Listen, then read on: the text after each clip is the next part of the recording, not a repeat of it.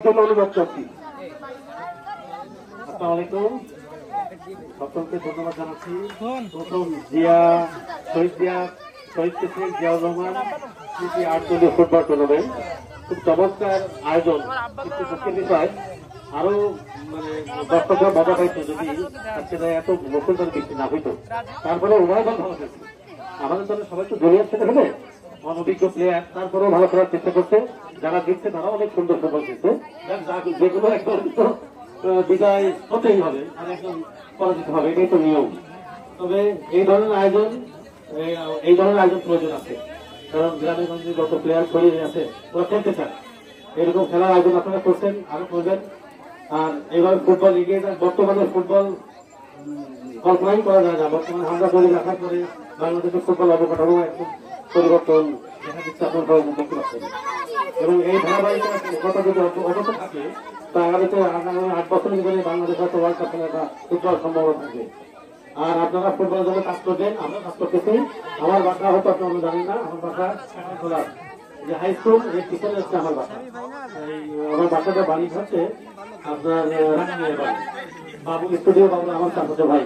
তো আমার এখানে আসলে জন্য ভালো লাগছে, আমার অঞ্চলে আসছি, আমার টিমটা নিয়ে জিতলে ভালো লাগতো, আর বাঁচতে পারতাম। তারপরে আমি এই সময় খেলাতে আসবো। তো আপনাদের সকলকে ধন্যবাদ জানাচ্ছি, খুব চমৎকার আয়োজন, এভাবে আপনার করবেন। আসসালামু আলাইকুম। ধন্যবাদ মনির ভাইকে। এখন পুরস্কার তুলে দেবেন 5 নং বাড়িপাড়া ইউনিয়নের সভাপতি সহ আয়োজক কমিটির সবাই।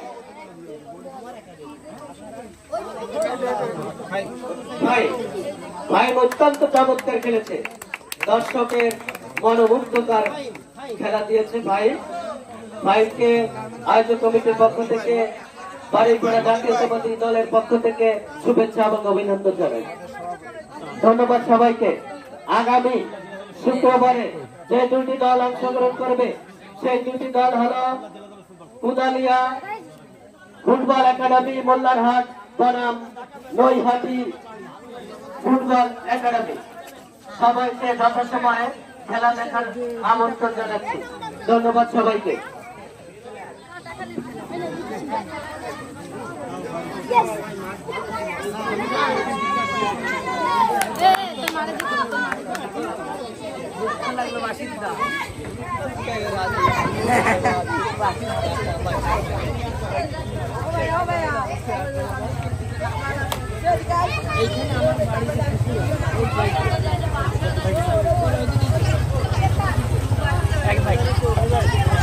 ভাই